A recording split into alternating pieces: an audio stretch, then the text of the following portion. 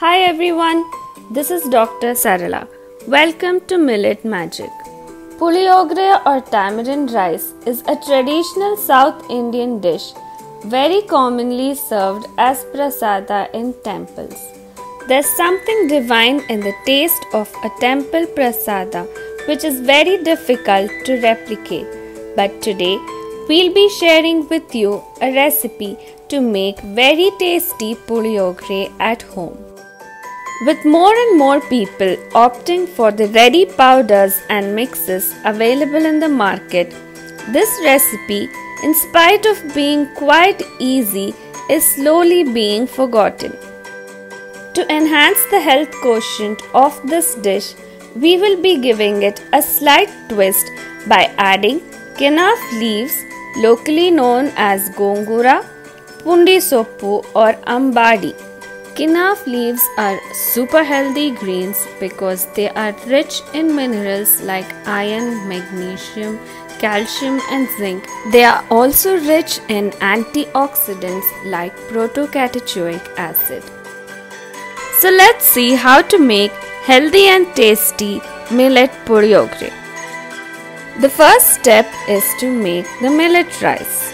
For this, you will need to pre-soak the millet for 6 to 8 hours. Here I am using kodo millet, but you could use any other millet as well. For 1 cup of kodo millet, you will need 2 cups of water for soaking. As you can see, the water used to soak kodo millet turns slightly brown.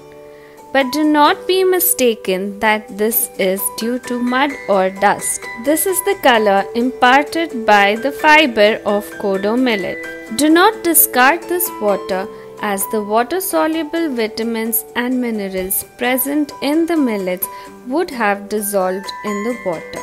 So do use this water itself for cooking.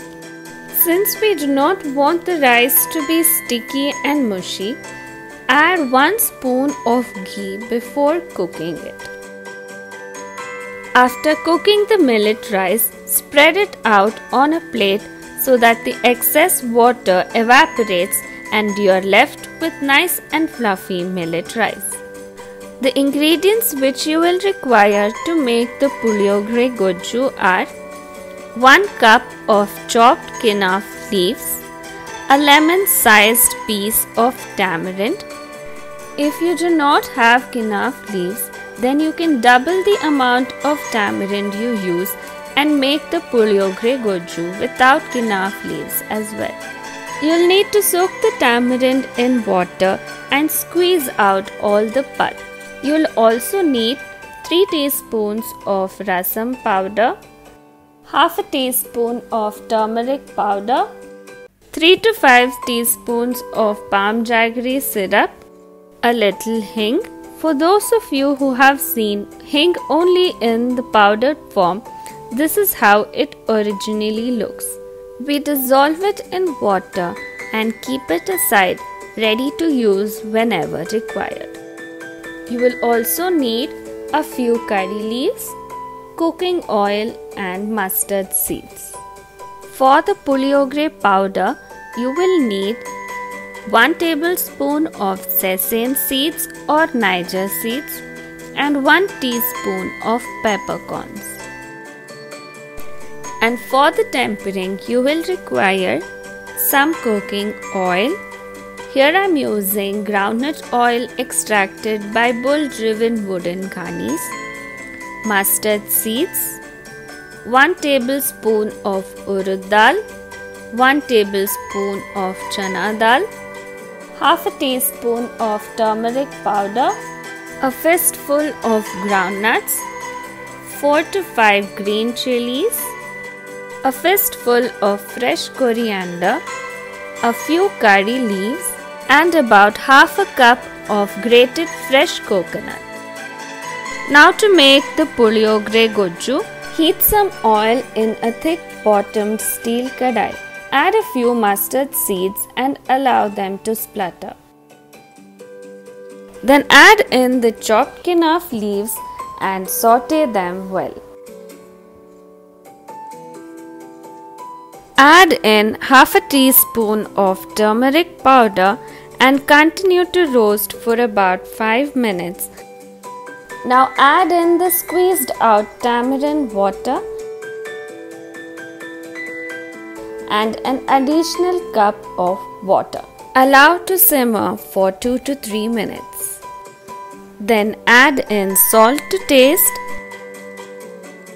and 2 to 3 teaspoons of rasam powder. Mix well and allow to simmer for 5 minutes. After 5 minutes, the Puliogare Gojju would have started to thicken. At this stage, add in 3 teaspoons of palm jaggery syrup and a little bit of hing. Add in a few curry leaves as well and again allow to simmer for another 5 minutes. This time you will need to stir continuously so as to not allow the Gojju to burn at the bottom. After another 5 minutes, it would have thickened completely. Sometimes the KENAF leaves are very sour while sometimes they are not so much. At this stage, taste to check if all the flavors are balanced. If not, you can make a few adjustments by adding in additional salt, rasam powder or palm jaggery syrup as required. When you see the oil separate and the Gojju thicken, it is then ready. It will continue to thicken a little even after switching off the flame. In the end, it needs to look like this. You can store this in the fridge for up to a month and use it as and when required. So if you have made Puliogare Gojju and stored it, you can quickly make Puliogare for your lunch box or as a travel food when urgently needed. This amount of Puliogare Gojju will be sufficient for about 3 cups of rice. Now to prepare the Puliogare powder, which enhances the flavor to a great extent. In an iron kadai, roast a tablespoon of either sesame seeds or Niger seeds until they splutter. Set aside to cool. Now roast about a teaspoon of peppercorns with a few drops of oil. Pound the roasted peppercorns and the roasted sesame into a coarse powder and the Puliogare powder is ready. And now for the tempering. Heat 2 to 3 tablespoons of oil in a kadai. Add in half a teaspoon of mustard seeds and allow them to splutter. Then add in the ground nuts. Saute for a few seconds and then add in the urad dal and the chana dal. Turn down the flame to sim so that you do not burn the tadka. When they start turning golden, add in the finely chopped green chilies, the curry leaves and the fresh coriander. Add in half a teaspoon of turmeric powder and the freshly grated coconut. Saute for half a minute and the tempering is ready. And now finally for mixing. Add 2 to 3 spoons of the Puliogare Gojju on the rice and the tempering and mix thoroughly using your hand.